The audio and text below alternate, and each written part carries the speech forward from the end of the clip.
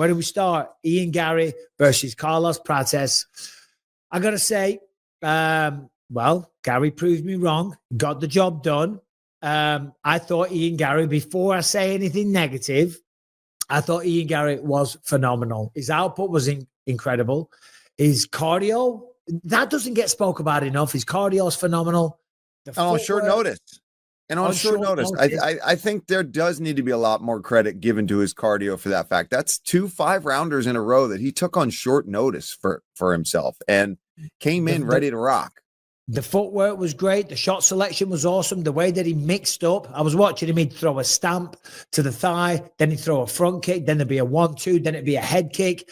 Never predictable in any of his patterns. The takedowns that he was mixing in, really, really good. So all in all, a phenomenal performance.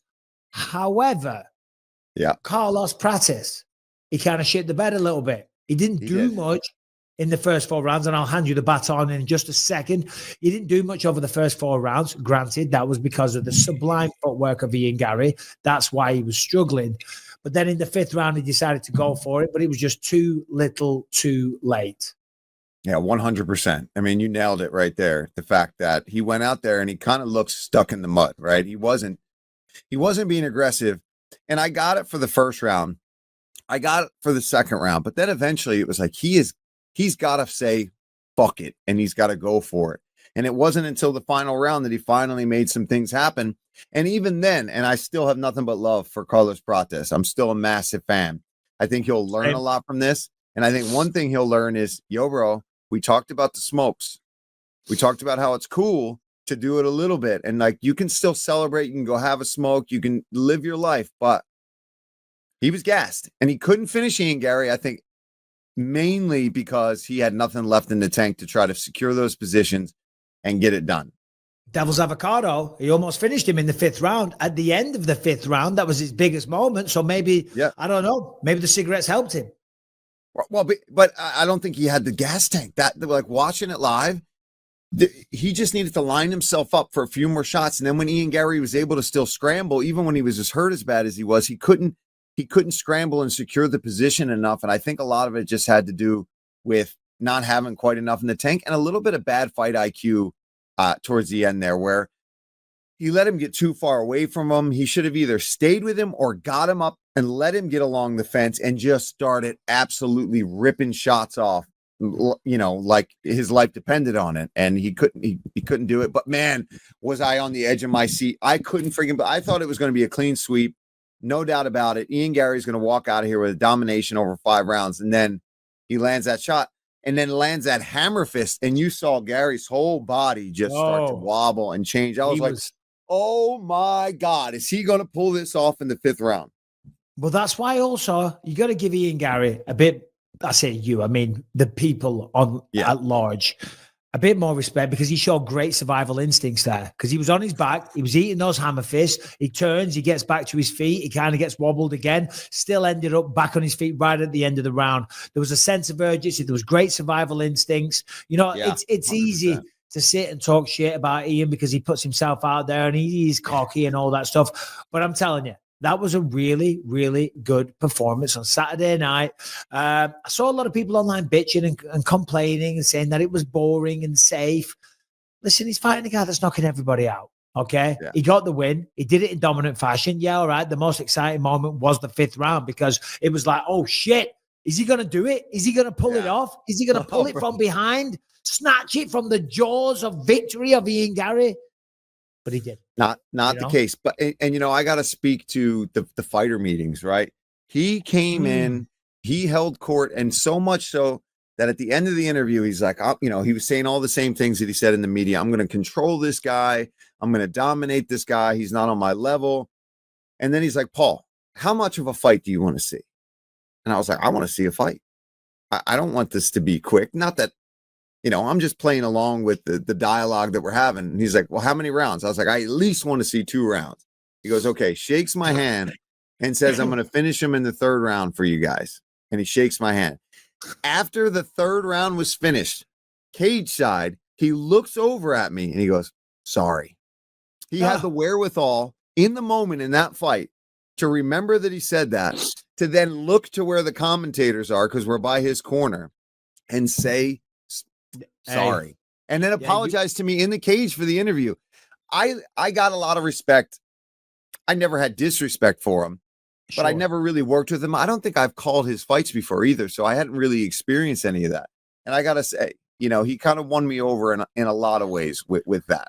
Yeah. And you know what, to be honest, when I've met him or interactions, they were great. They were positive. I saw him down in Brazil for one fight. He wasn't competing, but he came over and, we chatted for a second. He was great. He just irritates people because there's just something about him, but it is what it is. He's winning fights. He's got a 3-fight plan. He says that he's going to be the backup fighter. Again, you got to respect that. Two fights short notice. Now he's going to fly up there. He's not going to be needed. Bilal ain't going to mess around. Jack Della Maddalena ain't going to get a stomach bug. The fight's going to go ahead, but he's going to put himself there. So that probably gets him a title shot next. But he says he's going to beat Bilal. Then he's going to beat Islam. Then he's going to beat Shavkat. Listen, it's very Ilia Topuria-esque. It's very Conor McGregor-ish. Fair play. Hey, he's inspired by those people. He's setting his stall out. He's doing big things. Anyone that wants to talk shit, you don't know what you're looking at, to be quite frank. Yeah. Well, I think it's going to be fun down there for those guys in Canada as well, or up there for me, because Sean Brady's also going to be there. Up there for me as well. He's been invited, but you're going to be there? No, it's up there. Oh yeah, up there. Yeah, you're right. I guess. Oh, are you commentating? No, I was supposed to, but it's Ashling's birthday, so I can't do that one. So that was my pay-per-view chance. I think Dom. It's going to be DC, Anik, and Dom. Yeah, I think so. Jeez, I think so. I never get a call. I never get a bloody call. God damn. Well, I just did a pay-per-view. Yeah, and I was supposed to do that one, and now I think I'm doing July. I'm doing I'm doing Poirier and Max. Oh, we'll talk about that in a little bit. Don't jump the shark. Yeah. But we got to we're going to try and beg a little harder to get out the Apex. Okay. That's it. I need to get more pats on that. You want to make real money. I want to make real money. I do. It's never going to stop, guys. It's never going to stop. Anyway, Harrington, jump on anything before we move on from Carlos Prates. Yes, specifically with this fight, there was one big story from the weekend, and that was Joaquin Buckley. Joaquin Buckley showed up at the event seemingly just to start problems with Ian Garry. He was caught on camera either mid-fight or right after the fight, giving a breakdown of Gary's performance. Ian, boy, stop messing up. You making mistakes. You're going to get knocked out. We need Buck versus Cook, our first pay-per-view. Don't fuck it up, man. Don't fuck it up. Cook versus Cook. It's, I don't like this. I don't like talking about someone's family. I don't like talking about somebody's wife, but it does surround him wherever he goes, because of this whole narrative that was started. When was it? The end of 23? Yeah, I think it was the end of 2023. The whole the storyline. Oh, I know. Yeah, I know. Yeah, we don't need to get into all that, but it is crazy that it's just fuel for guys like Buckley, who, I mean, to his credit, he's just trying to be as in that spotlight, get as much attention, although he's booked up, right? He's got a fight with Usman now. Dude, I got to say, the welterweight division got real interesting as of late. I mean, we got the title on the line coming up. You've just had Prates and Ian Machado Garry. You've got Sean Brady, who just beat Leon. We don't know what's going on with Shavkat. Now Usman enters the mix. He's fighting Buckley, who's been on an absolute surge right now. It's becoming one of my more exciting divisions. And of course, you need a guy like Buckley. You need a guy that's out there talking shit like that and being that Clubber Lang type, just, I'm going to be a total asshole to everybody. All I want is to get to the top. Can't hate him for it. Listen, what do you think about this? Because you're right, the welterweight division is heating up big time. Call me crazy. Joaquin Buckley versus Kamaru Usman. On one side, you've got Usman, who's one of the greatest welterweights of all time. It's him or GSP. I say GSP. But regardless, legendary career. Yeah. If he comes back, goes up against Joaquin Buckley, who's on a tear right now and gets a really good win, gets a stoppage, makes some noise. Maybe he jumps the queue. Maybe he gets ahead of Ian Garry. And if Joaquin Buckley, given the tear that he's on right now, beating the people he is, he just stopped Colby Covington, goes out there and gets a viral knockout over Kamaru Usman. I am telling you, Joaquin Buckley might be next. Dude, that's what I love about it, Michael, is the fact that these guys all have a real claim for being who's next, right? Depending on how things shake out, obviously, with Bilal and Jack, because then guess who's floating around in the wings waiting to see what's happening next? Shovel cattle. Well, him and more importantly, Islam is waiting to kind of see what happens. I think that obviously there's a lot of rumors that if Bilal wins, there's no chance that he doesn't want to fight Bilal, but he would fight Jack Della Maddalena and move up. And that shakes everything up. But then if that happens, let's say Bilal doesn't win, which I think he has a really good shot of winning and beating Jack.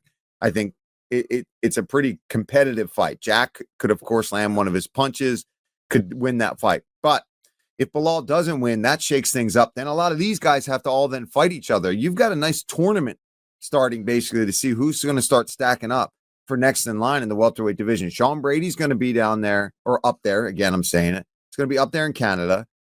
Ian Machado Gary's going to Canada. Obviously, Bilal and Jack are fighting. Buckley's booked with Usman. Shavkat's coming off a victory over Ian Machado Garry, who's trying to get next in line for the belt. It's a really awesome situation for these guys. It's stressful if you're in it and you're a fighter, because then you start not wondering how many fights am I going to have to win if I don't get the next shot, because there's a lot of guys staking their claim to be the next champ. It is heating up. And it's funny because for the longest time, it was always the lightweight division. That's the one, it's the lightweight division. Years ago, it was welterweight. Before that, it was light heavyweight. And it kind of goes in these trends and these patterns.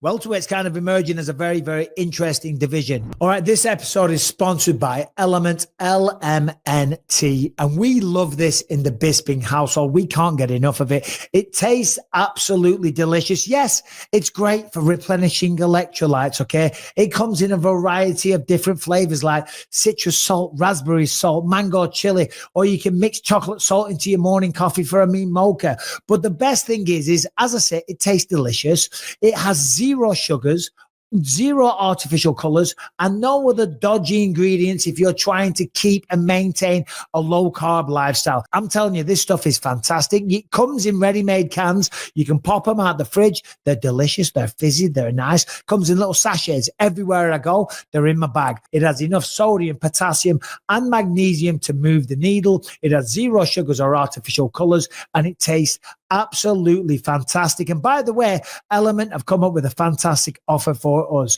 Just go to drinkelement.com, drinklmnt.com/BYM to get a free sample pack with any drink mix purchase.